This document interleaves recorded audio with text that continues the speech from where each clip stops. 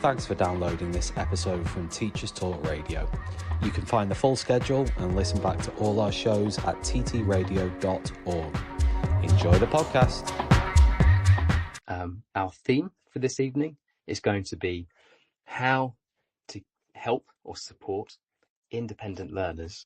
And we have Mike Hobbiss and we have Paul Cline, who are both here. And if Nathan could help by making Mike Hobbiss also a speaker, then I think we're good to go. So while that's happening, I'll just set up the premise of this evening's show. So it's probably true that one of the few things we agree on in education is that we want young people to develop as independent learners. And we do have, more than ever, insights from cognitive science that tell us some clear and practical strategies for what we want students to take on and do to help them to learn. But it doesn't always work. So I'm interested in why that is. And we're joined this evening by Paul Cline, who is a director of teaching and learning with 20 years experience in psychology education. He works as a teacher, leads CPD in a school, and also blogs and speaks at educational conferences. We're joined by Mike Hobbiss, who is in the process of being adopted, I think, as speaker on the call, who has a PhD in attention and distraction and shares his research on memory and mood in educational settings around the UK, also providing CPD and evidence-informed practice and development. So welcome to both of our guests. I went to a talk of yours in the summer, so way back in September, and thought I need to get these guys onto the show because the premise of the talk was titled How to Support Independent Learners. And if I did a really short takeaway from it, my impression was you were arguing strongly that the reason students don't learn independently is inadequacy. So not on the part of the student, but on the part of teachers who design the courses and teach the lessons and set the work. I'm interested, we'll kick off there with, is that fair? Is that a fair interpretation of your talk? To give you just a few seconds to think through your response, a word from our sponsors. So this evening's show on Teachers Talk Radio is brought to you in partnership with Hachette Learning, who publish professional development books and resources that support great teaching and learning in schools around the world. You can level up your professional development today and visit hachetteLearning.com. And Hachette is spelt HACHETTE learning.com to explore the full range of titles. And March is approaching, spring is coming, the days are getting longer. What that means is we're getting closer to Teachers Talk Connect 2026, so our annual CPD and networking extravaganza. So join the TTR team, a range of speakers, different subjects and phases, on the Saturday, the 14th of March in Manchester. Tickets are free. What are you waiting for? Head over to ttradio.org/connect 2026 to pick up your tickets. Okay, so hopefully that is enough time for Mike to take on. Is it fair? I said it seems like teachers' design of courses and teaching is inadequate for independent learners. What do you make of that? Well, it's a punchy summary. It's definitely, it's not the angle we went with when we were talking to a room full of teachers, and you were there, Ben. That's true. It was polemical for the purpose of radio. But I think that there's undoubtedly some truth in that, in that I don't think always structure what we provide to students in a way that makes it as easy as possible for them to be independent. So from that angle, I think it's certainly true. But equally, I think it's a very difficult thing to do. I think it's a very difficult thing to teach. It's something that students find extremely challenging, often, not always. And I think maybe one of the challenges of independent learning actually is that because we can always see that some students manage it very successfully, sort of independently off their own back, and probably as teachers we are disproportionately more likely to have come from those groups in the first place. Not entirely, but more so, I'd say. Sorry. So I'm getting a couple of themes. So one of them is, it wasn't really fair for me to say you said teachers were inadequate. And then you're arguing that we should be more considerate. It's a really difficult thing to do. So to design that into a course is hard.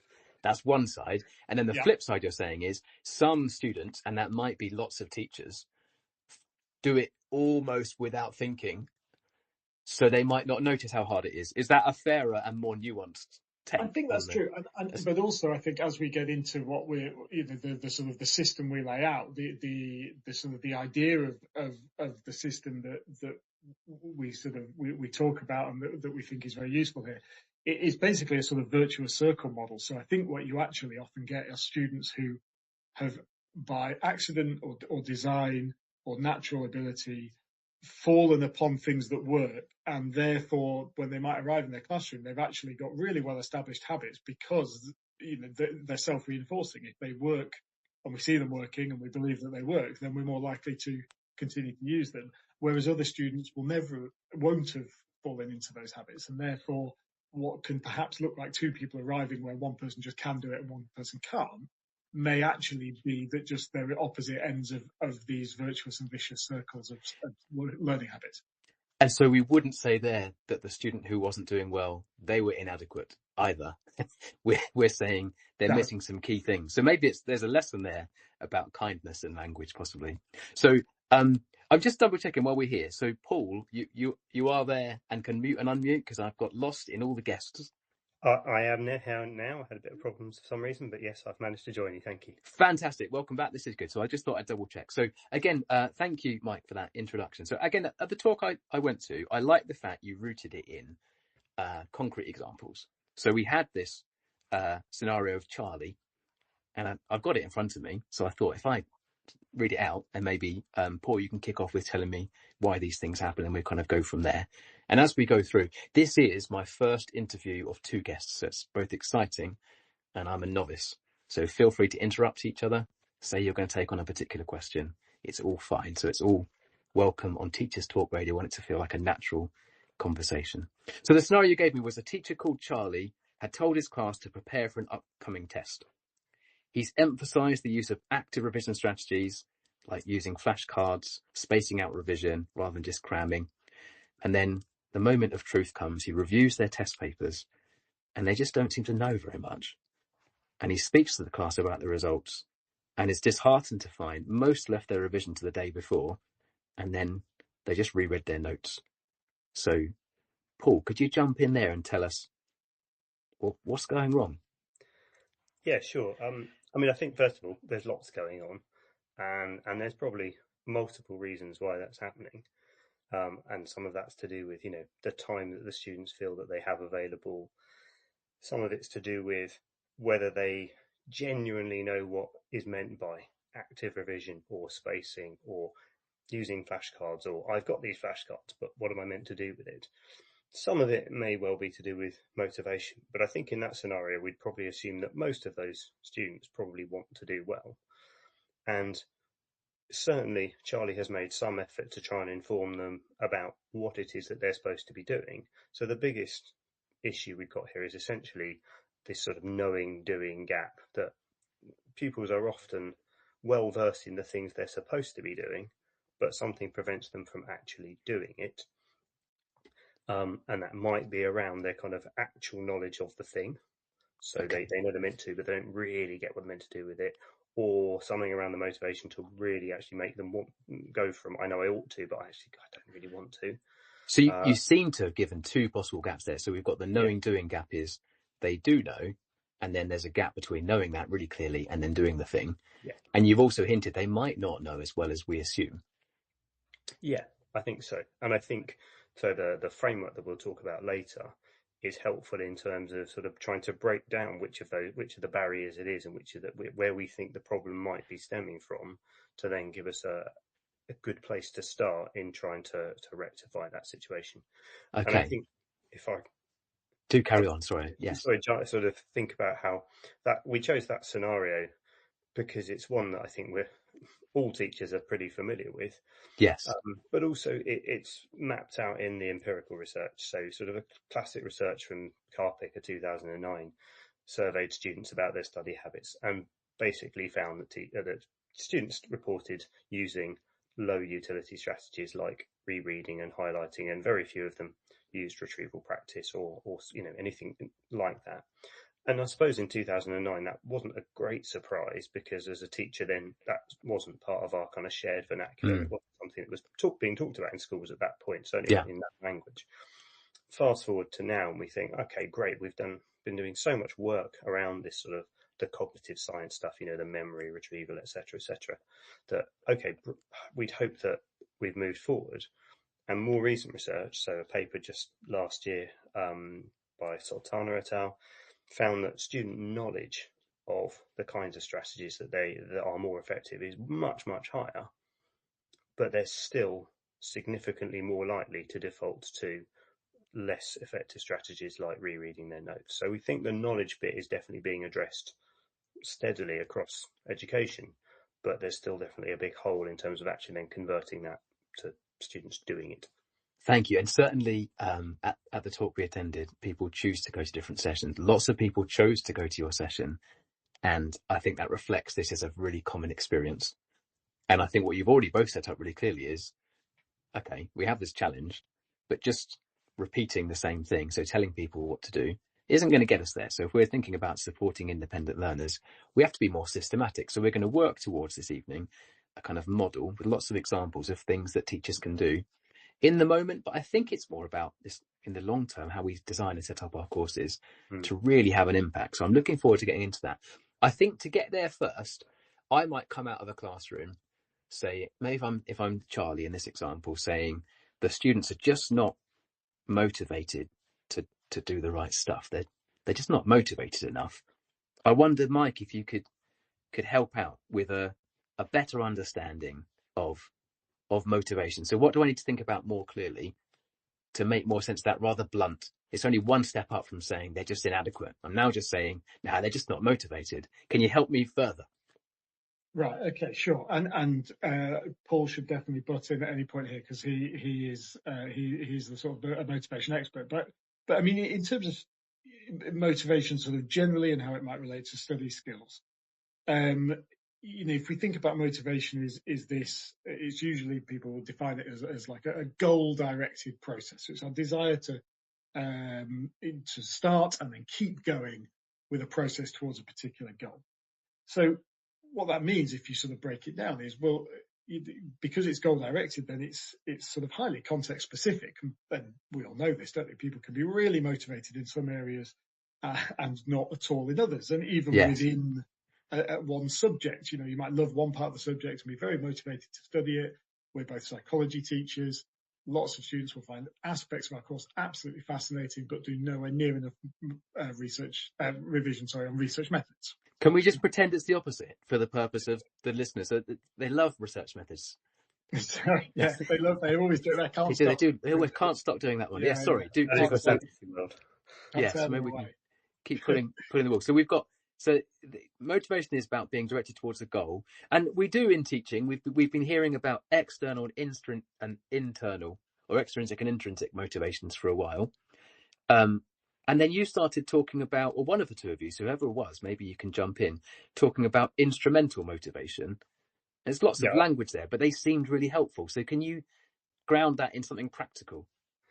Yeah, I mean, so I suppose to step back and really clarify the positions, as it were, that you've mentioned already. So extrinsic motivation is about being motivated by external drivers. So I will do this piece of work because it means I won't receive a consequence. I won't get a detention for not doing it, or I'll work hard on this because I might get a merit for it.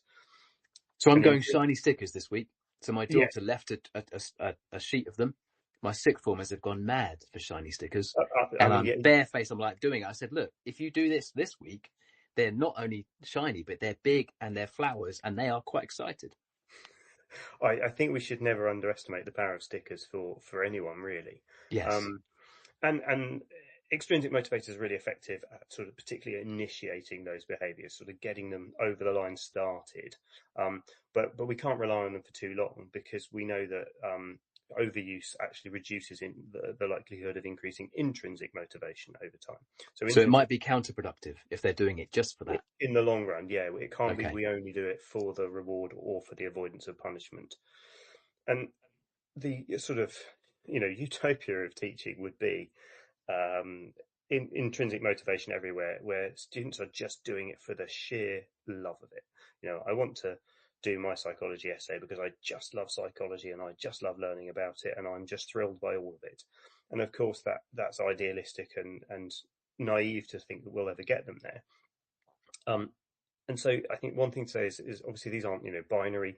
The idea is that we're trying to move them from more extrinsic drivers towards intrinsic, but we know we're not going to get them all there. Certainly some of them will never get to that full intrinsic motivation, but instrumental is sort of a step along the way which is closer to that end, and that is about being motivated because the thing that they're doing, it serves some sort of like long-term goal. So it's a kind of utilitarian thing. There's an element of it being extrinsic in the sense that it will give them an external reward eventually, but it's not an immediate, I'm going to get, a sticker, or I'm going to get, detention. So it might be, I recognize the value of doing these practice questions because this will help me prepare for my mocks, which will eventually help me prepare for my final A-levels, which means I can go and do this degree that I want to do, which might lead to this, long-term career goal that I've got to go and do this thing. So there's a storytelling element to that. So when I'm speaking with my class, I'm making sure the story is clear. These things are steps along the way to this long-term goal. Is that a fair interpretation?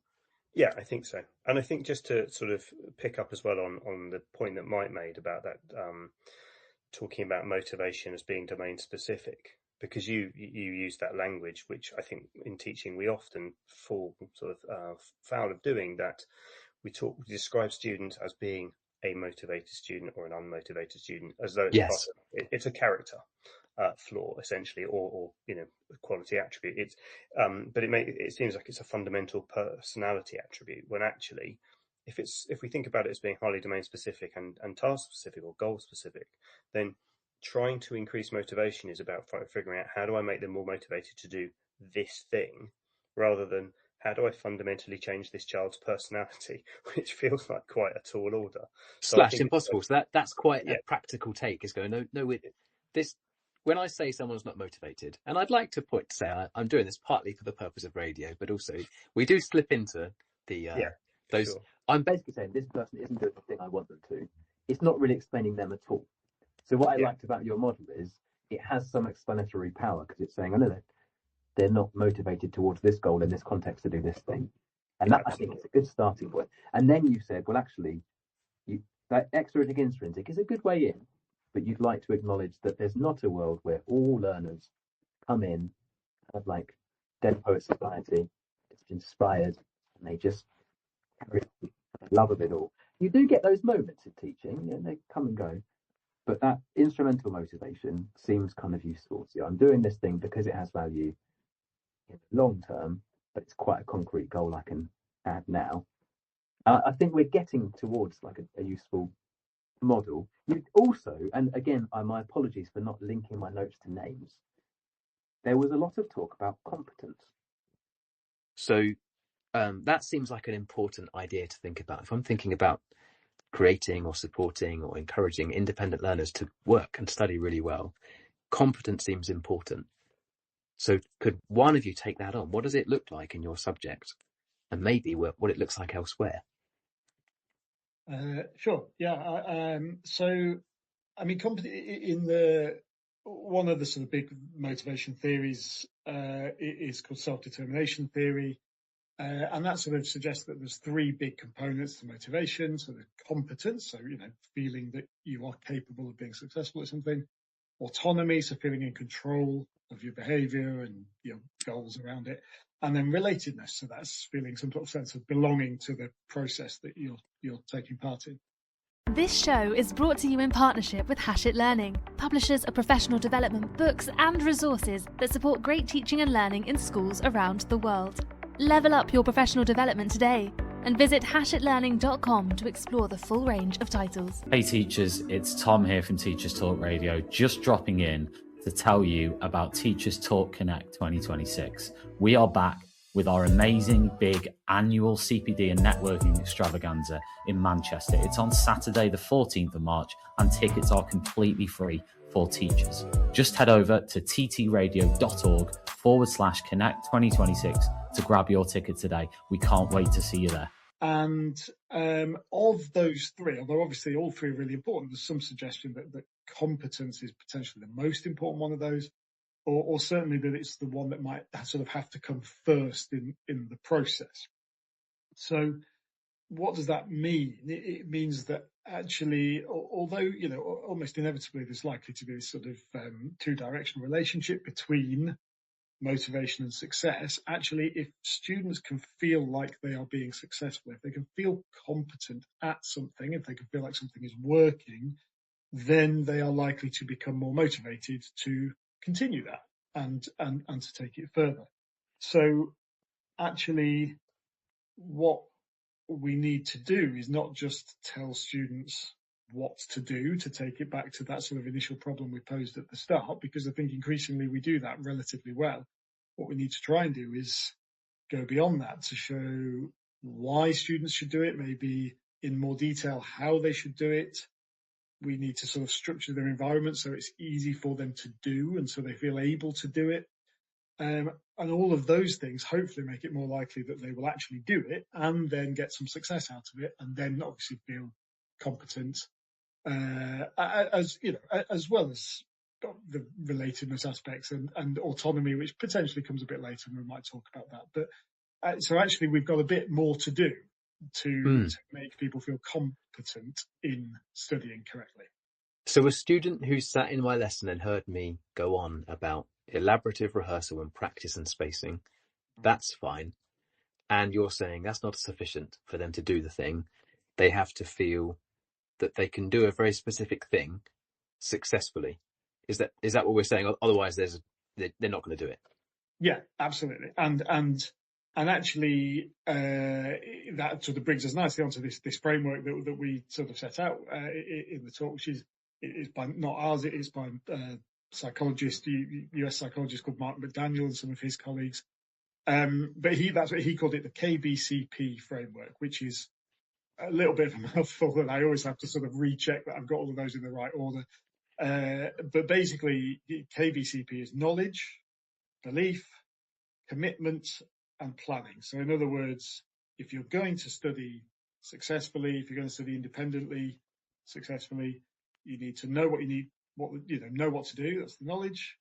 You need to believe in it, and that's actually possibly goes a bit beyond just because my teacher said so. You need to commit to it yourself, can make a commitment to incorporate it into your own sort of schedule. And then the planning is starting to sort of personalize it and really adapt it to your own needs, and it comes towards the end of the process. So actually, the knowledge of what to do is really only the very starting point in that whole equation. And so perhaps we shouldn't be surprised that the action isn't happening yet. So even if, and you did share that promising research, Paul, at the start, that students know a bit more about what in theory is effective. That's one part of 4. So we've got knowledge, belief, commitment, and planning. And what if I'm a head of department, what am I doing with those ideas? So can you help me out? I guess, like I said earlier, it provides a really useful framework for thinking about where do I think the problem is most clearly located for a given student or set of students. So if we're going back a step, we're saying, I'm listening to this show, I'm a teacher or head of department, and a lot of my students are not doing the thing I think I've told them to do. Yeah. Then this comes in. Sorry, carry on. And so the first part of that is the knowledge. And I think, as I alluded to earlier, and you just mentioned there, we have got hugely better at sharing the knowledge of what students should be doing. But perhaps we're missing a step there in terms of like how generalized that advice is. I think many students have got the idea that they should use flashcards, for example. But actually, we've got to be careful we don't make assumptions that they know exactly how to use them. for a given subject or even a given topic within a subject, and like how to make them, and then what to actually do with them. Yes. So, for example, I know, speaking to and surveying what my students do, and lots of students, sometimes what they do is they take pages and pages of notes and they write it very small on a piece of card. On one And, side. yeah, and then they On the read same it. side. Yes. Exactly. And so all they've Yes. done is they've taken the concept of making notes and then rereading them, and they've just done it in very small handwriting. And that's not using flashcards, but they'll tell you they've made flashcards. So we need to be really, really specific and say, right, okay, for me, in my subject, for this type of content, this is exactly how I would set out a flashcard. We should model that for them in lessons. Provide them opportunity to actually make them themselves and show them, and then also model and this is exactly how I would like you to use it. So literally pantomiming, acting it out for them and saying, right, I'll do this, I'll say this, I'll turn it over and I'll check this, and even, things down to, and then I'll put that in this pile for my retest later or my retest next week, all that sort of stuff. So really down to the minutiae, and be really clear that exactly how I want my students to make a flashcard in psychology to learn a theory may be very, very different to what the history teacher down the corridor wants them to do. So ironically, there's quite a lot of teaching and instruction involved in creating independent learners. And what I think we're going to do, because we're really proud at Teachers Talk Radio that we give shows that cover a range of topics and they can be really practical and useful. I think we're going to walk through the KBCP model. We're going to a bit more knowledge, belief, commitment and planning from the perspective of, I'm a teacher or a head of department, what should I think about or do? And that, I think, will take the second half of our show. So before we kind of get back into those, a reminder from our sponsors, Hachette Learning, who bring you this show and many others on Teachers Talk Radio. They publish professional development books and resources that support great teaching and learning in schools around the world. And you can level up your professional development today by visiting Hachette Learning, so HACHETTE learning.com, to explore the full range of titles. It's growing. There's a huge amount there. Do check those out. So we're now getting to we've set up, we want to create, support, encourage, develop independent learners. We have corrected me for my simplistic, they're not motivated. We've got a much clearer model that seems practical. I've been encouraged because I've been reminded students are not personality motivated, not motivated. It's more nuanced, it's more practical. And we've got KBCP. So, Paul, could you give us the 30-second knowledge version? So we're going to go with the first bit. What is it specifically they need to know? And how does a teacher get students to there? Forgot to unmute, apologies. 3 elements to the knowledge is the what, the why, and the how. So what exactly is it you want me to do with precise detail? Why? What's the underpinning rationale? What's the learning benefit of doing that thing as opposed to doing something else? And then the how, the method, precisely how am I actually meant to do that thing? How much choice are you giving there? So in your class, it's week 3 of term. Can you give me some specifics? If it's week 3 of term, and particularly if it's the start of a course, so we're talking year 12s, I'm probably giving them very little choice at that point. And I think Mike mentioned earlier autonomy as being one of the determinants of motivation, and we do want to give them that sense of ownership, but probably not yet, because we want them to build that belief in the success of it first, and we want to kind of go with the stuff that we absolutely are confident is going to work if they do it well. Okay. So if I say to my class, you're doing flashcards, I will have to be very, very convinced by a student who says, no, I don't want to do that. Can I do something else instead? Yes. And I think we've already dug into doing flashcards. There's actually quite a lot of knowledge there that the student may or may not have. So writing everything on one side. Any other classic flashcard problems, issues, things that are less than effective? I think probably one of the more nuanced things that I have found with my pupils is that they're very good at creating them and then testing themselves, but in a sort of slightly passive way. So they sort of in their head roughly list off a few ideas and then they check it and they go, yeah, that's right. And what a lot of them don't do is the self-explanation part, the bit where they actually have to sort of talk it through. So again, to use a psychology example, they might have a thing that says a particular theory, like a model of memory, like working memory, and they will be able to accurately draw and label that from memory, and it's on the flashcard, and they check it and go, that's right. But then you ask them to actually, okay, right now explain what it all does and what all the bits are for, and they stumble. So I think that's a really common error, that students don't see that that's a really important part of the flashcard process. And actually then that's a step on the way to something else that they can do, which we'll kind of mention later, in terms of being more flexible with their strategies. So I'm kind of interested in how we go from not where we want to be, students are not learning as independently as much as I'd like, to an improved system. And I'm wondering whether, as a teacher or head of department, a simple way in would be to check that knowledge part. So I think that they should do this thing: revision cards, retrieval planning, quiz questions using a particular app. I think this is because it helps in this way, and I think they should do it in this particular way. Is there any merit in me sort of assessing that? Not in a formal way, but just getting a few students to tell me about that, because I feel like sometimes I might find a gap, or is that a good idea, bad idea? What do we think? I think that's absolutely right. And actually, when we get to the C part, the commitment, I think part of fostering a student's commitment to the process is by holding them accountable to that initially. So no, I think you're absolutely right that checking that they have done it in the way that initially you have told them to, yes, is a crucial part of ensuring that they are upholding their side of the bargain and committing to what you've told them. So I do mean that. So I do mean absolutely. I think that makes sense. So I'm going to check they've done the thing, but also I'm wondering if I'm going to get a little focus group, 4 or 5 students. Here's a piece of paper. Can you tell, like, just do a diagram of how those cards work? Because I don't know. I can't put my hand on my heart and say I know whether my students know the best way to use those cards. So I feel like maybe that's the starting point.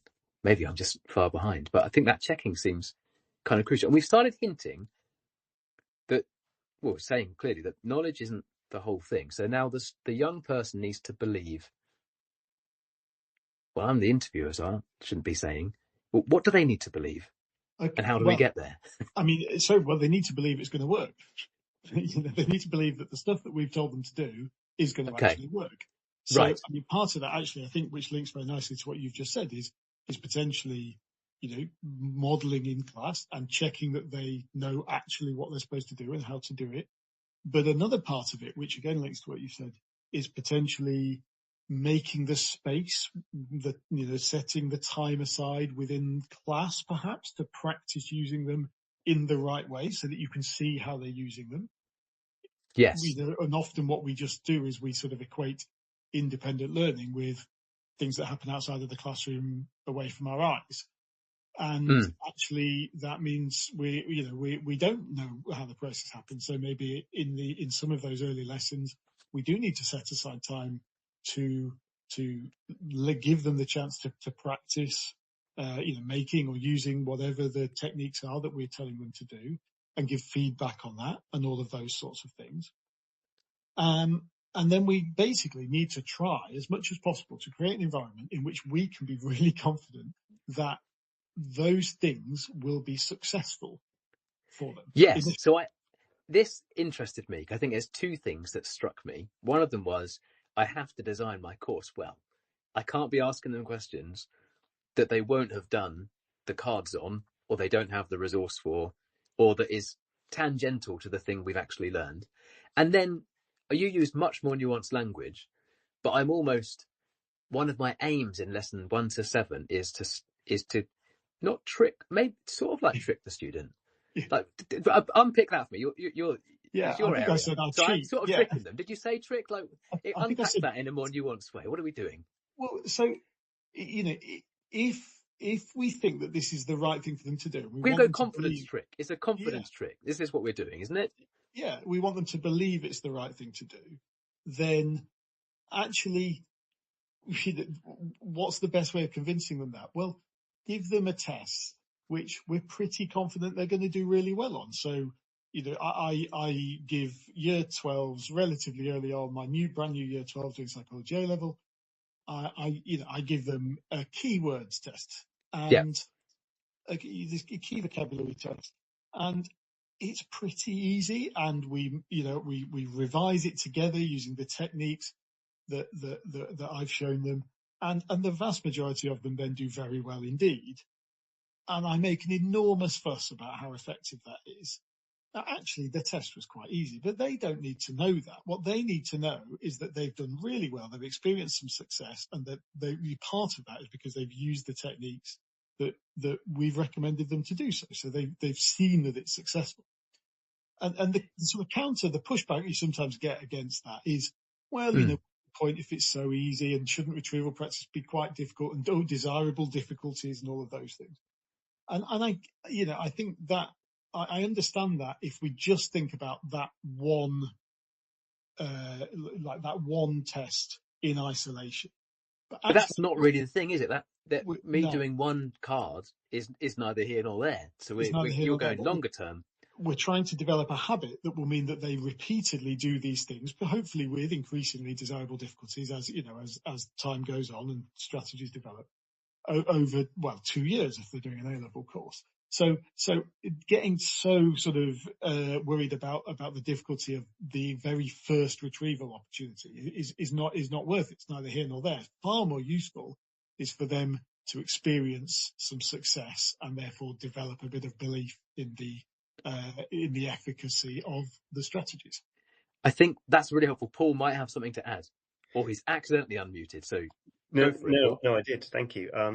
I just think it's worth sort of considering that in comparison to what is quite often an approach, again, particularly at A-level, with an initial assessment in the sort of first half term of a course, of just giving them really rock hard questions that they just can't do. And then they will come out of it feeling completely crushed and demotivated because we gave them a sink or swim opportunity and they sank. There's more. There's real specifics there. So there's a possible tangent I don't think we can fully go down, but sometimes I hear teachers talking about using really tough assessment questions because it's important, and there's a lot of thinking around that.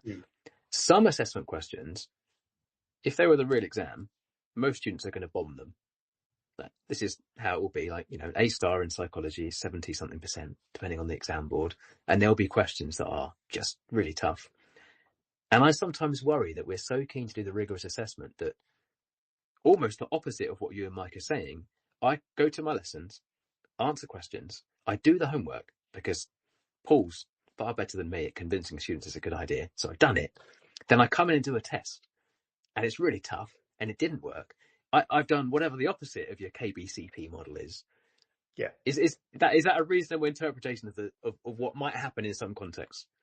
Absolutely. And I think you can add to that as well the comparative element where students will rarely sort of appreciate the nuances of mark schemes and grade boundaries and things like that.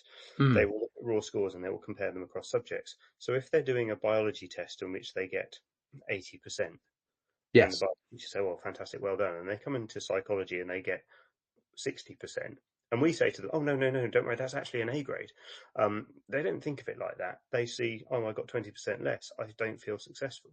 And so that, has a significant effect on motivation, as we talked about earlier. And yes. Again, on a purely, practical level, and depending on your setting, it might mean that they go, do you know what, this subject's not for me. Maybe I'm on 4 A-levels to start the year. And I think I need to look at what I'm going to drop. Well, I'll do the one that I'm doing the worst on. Which is the lowest numbers, isn't it? I think I'm fascinated by this, and I think I'm taking us away from your model. So I think maybe we have to come back and look at this. I think there's a session on course design that's bigger, that goes assessment, resources, how you check it, how you set it up. That's fascinating. But so we've talked about knowledge, we've talked about belief, and I'm now happy that Mike, who has a PhD in habits and routines and nuanced language, is okay with me thinking it's sort of a confidence trick. So this is good, but with the best intentions. And now we're on to commitment. So I've thought about the knowledge. I've been really specific. I've thought about what it is I want my students to believe and therefore come to know. So I'm going to engineer success. And then I'm going to the commitment part. What is it as a Hobbiss teacher I'm doing? But before that, what am I trying to achieve? Sorry, do you want to go, Paul? No, Mike, you go. Okay. So I think the best way to sort of introduce that is to bring in another research study, actually, because it sort of frames it quite nicely. So we've had those two studies that both showed that students, well, don't tend to use effective learning strategies. That was true in 2009, still true in 2025, although students knew more about them. So another study to add into that was one that came out in 2023, looking at, why don't they do what they, in a lot of cases, they know is the most effective strategy. And so it's a study by Wang et al. And basically they found these barriers that students were finding to doing what was effective and what they knew was effective. So they found that knowing about retrieval practices, it wasn't specifically in this case, predicted how much the students intended to use those strategies. So knowledge did predict something, it predicted intention. But actually, their perceptions of the barriers, like the perceived costs to doing it, were the thing that predicted whether they actually used the strategy or not. So perceived costs is the thing that's actually the link between knowing what to do and doing it. So what do you mean by costs? Yes, sorry, I think you're going there now. So I want to know what are the sort of things they're saying? What are the challenges or barriers? So, I mean, time and effort is clearly one of them. And actually a lot of the retrieval activities we'll ask students to do are more time consuming and more effortful than things like rereading your notes. So time and effort, things you could otherwise be doing, the opportunity costs would be one of them as well. But I think another one, and one that perhaps we don't always engage or think about too much when we talk about independent learning as teachers, is the emotional, the sort of psychological cost, because retrieval practice is a horrible thing to have to do emotionally. It's not a nice thing because it continually confronts you with all the stuff you don't know. So you're being constantly reminded of your own inadequacies and where the gaps in your knowledge are. And of course, that, as we know, is essential to why it works. That's a key mechanism as to why it's effective. But it's also emotionally challenging for students. Whereas if they just reread their notes, they get a warm, fuzzy sense of sort of vague familiarity, and it feels nice. Do you name that process in a lesson when it's happening? Do you sort of narrate? Do you go, you might be feeling a bit sad now, a bit threatened? Like, is there something about that? No, I do. I try quite hard to address the emotional effects of effective studying and of self-testing. I do. I think it needs to be sort of acknowledged and engaged with, especially. Certainly with the setting I work in, so many students equate not knowing with failure. Those two things are completely synonymous. And of course, and actually, if I come in now saying, well, not knowing is an essential part of learning, and you should be embracing that. And actually, I want you to find out you don't know things, and this is what you do next. It's a completely alien approach to a lot of them who have avoided not knowing things wherever possible, or sort of hidden away from anything that would tell them what they didn't know previously. Do students know that, or do they explain that differently? I don't think they. Do you mean, do they know? So if I have in front of me some sixth form students, and they have found an adaptive way to make it through school, which is make sure the teacher has the work that's done, and I don't like to know I don't know things, so I avoid it wherever possible. I'm just interested in what's happening in there, because they wouldn't tell me exactly that. How do they understand themselves, and how do we move them on? Because it's a bit nuanced, but it seems like that's what we want to be doing. Is I want to take that young person and move them on. So how do they see themselves? What am I doing next? So I think it's about getting them to understand that the right answer on a piece of paper or the right answer in class and learning aren't always the same thing. I guess it's the performance versus learning thing again, isn't it? And giving the right answer now is completely pointless if actually you aren't able to give that answer when you're sitting in an exam in 18 months' time, because you gave me the answer now in a way that hasn't helped you to learn anything. It's that link between final performance and now, or the performance now and the learning process. It's that, I think, which is what we need to sort of really try and tease apart, and work with students to understand the difference between those two. So you've got practical ideas of how we move to a situation in which students are able to make those commitments very genuinely and then follow through on them? Yeah.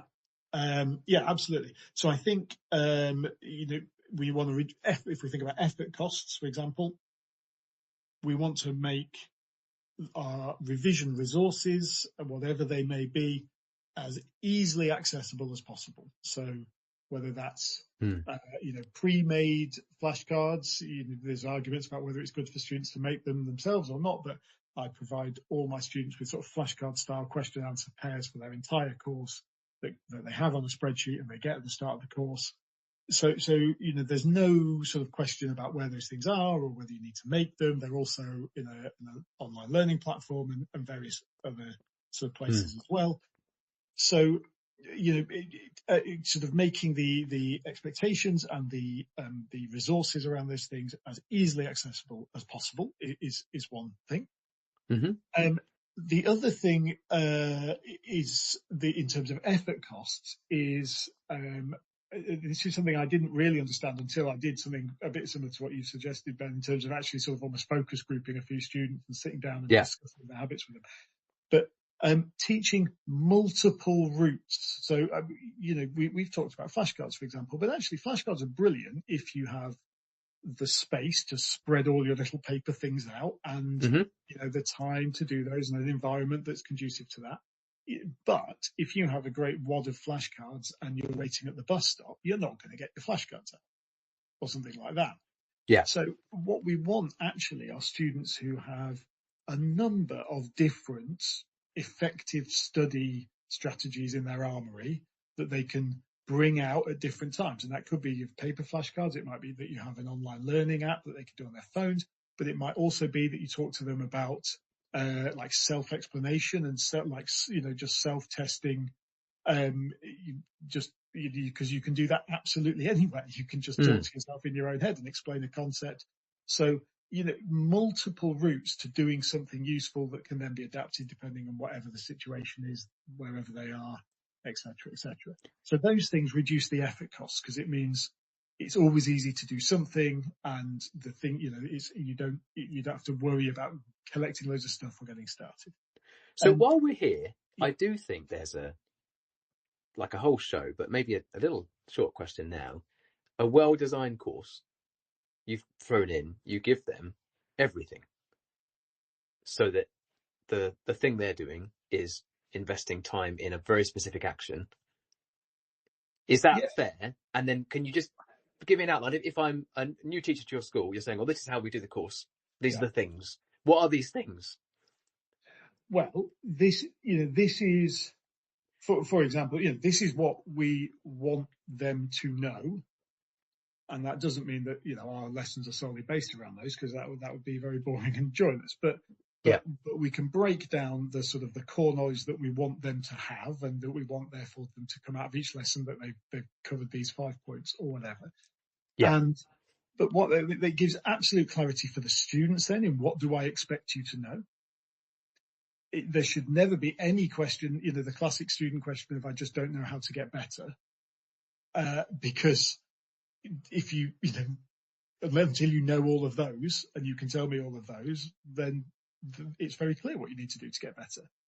And of course things are more complicated than that, and they need to put them into practice and do other exam, practice questions and apply them and things like that. But it reduces that uncertainty about what they're supposed to be doing and what good learning looks like in my subject and what success looks like in my subject. All of those things are hopefully made much easier and much clearer by having that sort of system in place. And it sounds like your assessments are of those things.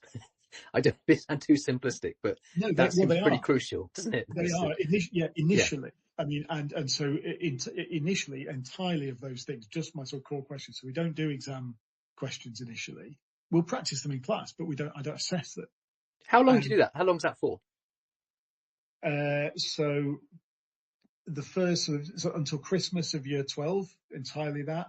And then moving on from there, we tend to have a mixture of some core questions and then some exam questions that are particularly targeted.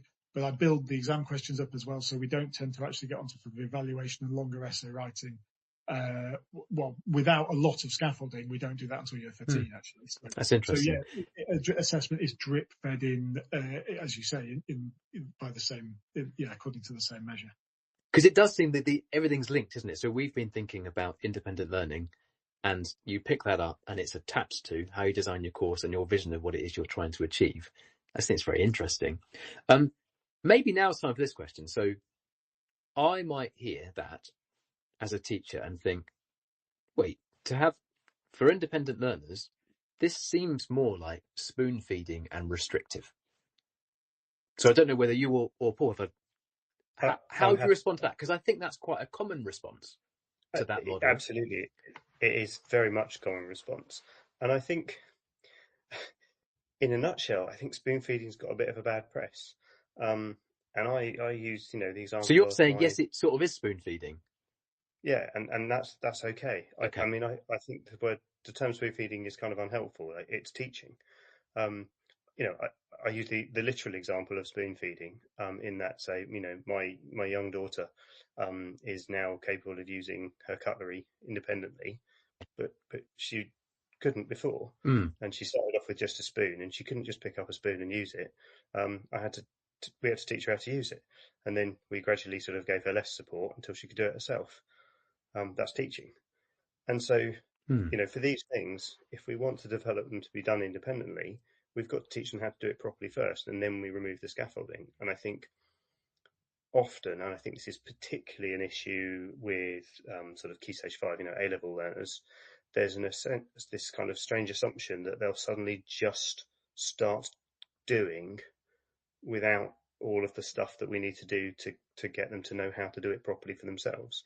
And so, yes, I think we do spoon feed them to begin with because we want them to be absolutely sure of exactly what to do and how to do it.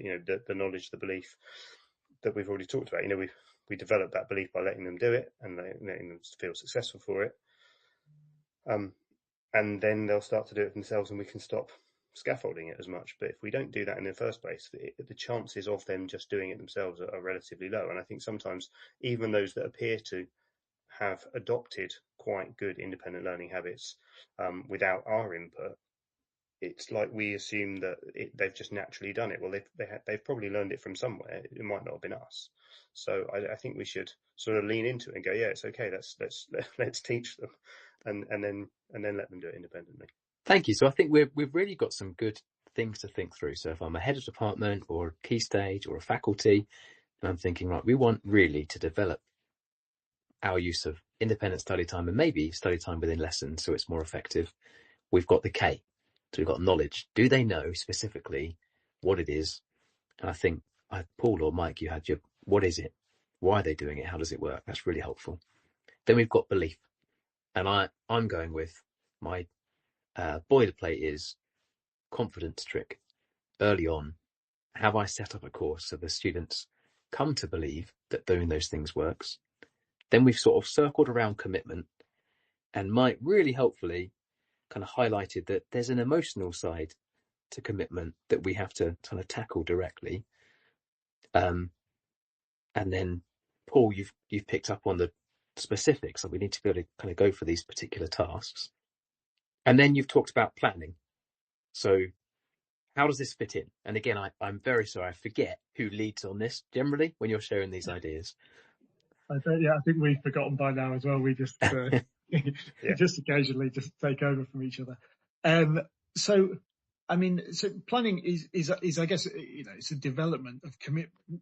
Commitment is that the students are going to start to sort of use it themselves and dedicate time to it. Planning is then really more about the sort of the personalization of that. So when the students really start to maybe say, I did my flashcards this way, and actually I found they worked better for me this way, or I found that if I do this at this time of day and this at this time of day, that's more effective for me. It's those sorts of things. And you sort of, once they have that kind of menu of things that they're confident on, then they can start to personalize it. And of course, that's where the autonomy comes in as well, as part of that self-determination theory and motivation. So that's where they might have a little bit more freedom over some of the tasks that they use, perhaps, or the way that they use the resources. Still probably not complete freedom, but a little bit more.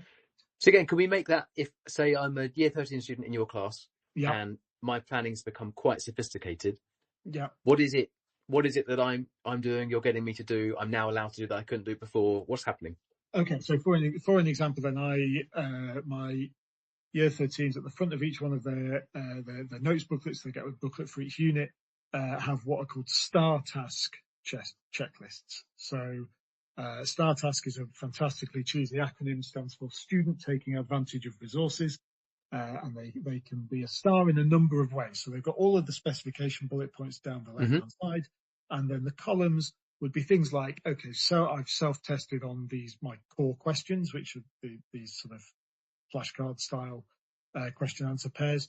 But they could also have done a mind map. I give them mind maps to do retrieval practice with. They could have used their own flashcards. So these are all in different options across the top.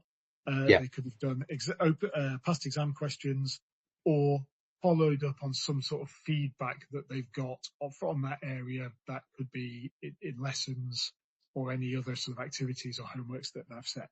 So, and occasionally I'd sort of tweak the column headings there.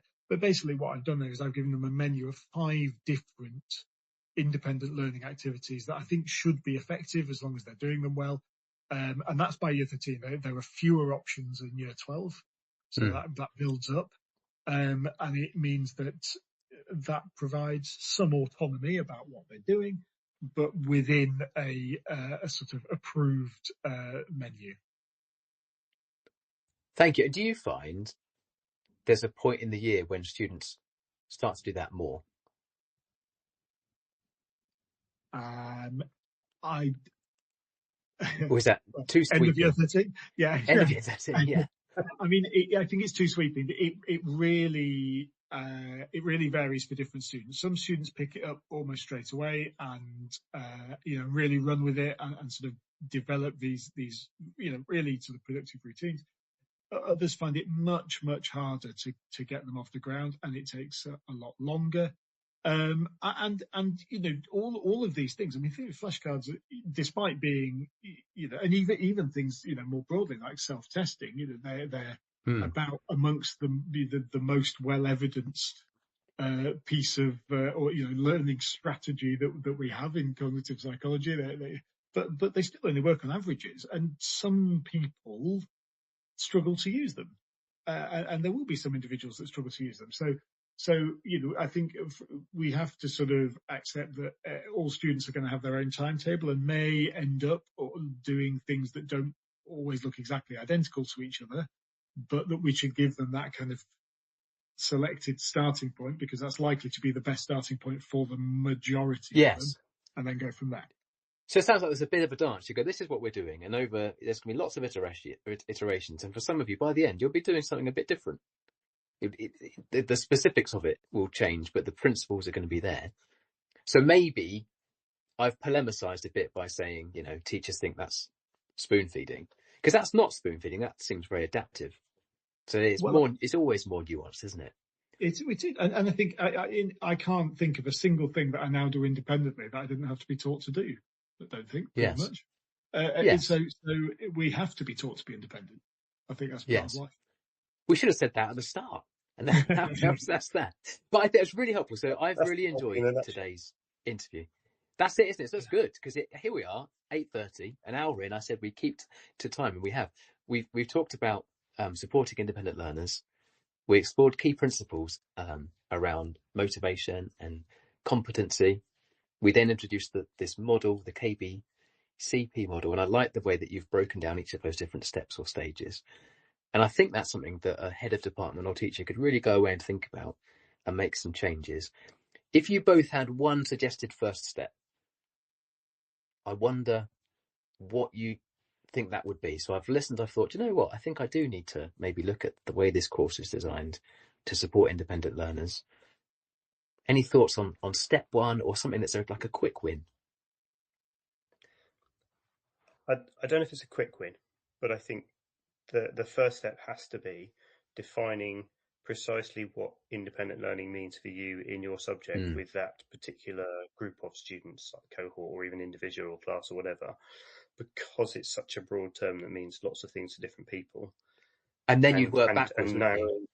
So we go from there. Yeah. That they'd know this, they'd understand this, they believe this about it, but that's still very vague, isn't it? So that's really helpful. I like that idea. So really thrash it out. What does it look like? There's a real, and I think there's probably, and Mike alluded to it there with his like checklist of options, a menu of options. There might be lots of things we think that we want our pupils to be doing. So it's pinpointing what do we think is the most powerful thing that we want to start with, and be really invested in, and go, right, that's the thing. Let's just deal with that first. Yes. And work through the framework on that, rather than sort of just trying to engender independent learning in much more general terms across lots of different things. Let's just, zoom in on one. I think that's advice for any kind of CPD development. So like pick one thing and really work it out. So we've got, rather than we've got independent learning. You've been listening to Teachers Talk Radio. Tune in live and listen back at ttradio.org. We look forward to hearing from you next time on Teachers Talk Radio.